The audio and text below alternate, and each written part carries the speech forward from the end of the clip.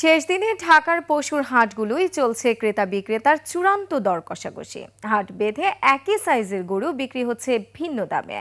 এদিকে ভারত থেকে গরু আসা বন্ধ থাকলেও সরবরাহে কোনো ঘাটতি নেই, আর চাহিদার শীর্ষে ছোট আর মাঝারি সাইজের গরু। দর্শক, সাদাত হাবিবি সেতুর রিপোর্টে থাকছে বিস্তারিত। গত কয়েক বছরে ঢাকা দক্ষিণের বেশ জনপ্রিয় হয়ে উঠেছে শাহজাহানপুরের এই কোরবানির পশুর হাট। অস্থায়ী হাটগুলোতে শুক্রবার ওয়ালটন আবারও মিলিনিয়ার অফারে ওয়ালটন ফ্রিজ কিনে আপনিও হয়ে যেতে পারেন মিলিয়নিয়ার। শেষ বেচাকেনা। তবে অন্যান্য বছরের শেষ দিনে যেমন ভিড় দেখা যায়, এবছর অবশ্য সেই দৃশ্য নেই।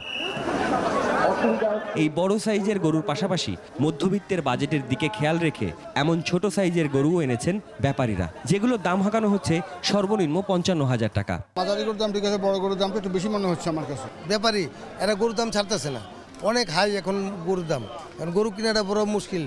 দর দামে কোনো পক্ষই ছাড় দিতে চায় না। কারা জিতছেন, ব্যাপারী নাকি ক্রেতারা? কোরবানির গরু মূল হইল যে জিনিসটা চয়েস হইতে, ছোট বড় কোনো ব্যাপার না, টাকা কোনো ব্যাপার না, জিনিস চয়েস হইতে। খুব ভালো প্রাইসে দিয়েছে। গতকাল শুনলাম একটু দাম হাই হয়ে গিয়েছিল, বাট আজকে মোটামুটি ঠিক আছে। না, আমরা শুনছিলাম যে অনেক দাম, সেই হিসাবে আমরা গরু কিনে নিয়ে আসছি একটু হাই দামে, কিন্তু নিয়ে আসে ধরেন এখানে ধরেন দেখতেছি অন্যরকম, তা মোটামুটি লস না। বৃহস্পতিবার বিকেলে ঢাকার বেশ কয়েকটি হাটে কোরবানির পশুর সরবরাহে টান পড়ে। অনেকের ধারণা কারসাজির মাধ্যমে দাম বাড়াতেই এমন পরিস্থিতি তৈরি করা হয়। শুক্রবার তেজগাঁও ভূমি রেজিস্ট্রি অফিসের পাশের মাঠের হাটেও অনেকটা ফাঁকা ফাঁকা এমন দৃশ্য সেই ধারণাকেই যেন সমর্থন করে। তবে কি সত্যি সত্যি পশুর হাটে সরবরাহ কম? ক্রাইসিস না, গরু আছে কিন্তু মানে এই মুহূর্তে লোক কাস্টমার বেশি কারণে তো রেটটা একটু বেশি মনে হচ্ছে। মাঠে গরু নাই, মাঠে গরু থাকলে দামটা বোঝা যায়। গরু আছে, যথেষ্ট পরিমাণ গরু আছে। এখন আপনি যেমন গরু নাই, আপনার বাজেট হয়েছে 1 লাখ, গরু আছে 1.5 লাখ টাকা দাম। এটা হলো ছোট গরু নাই।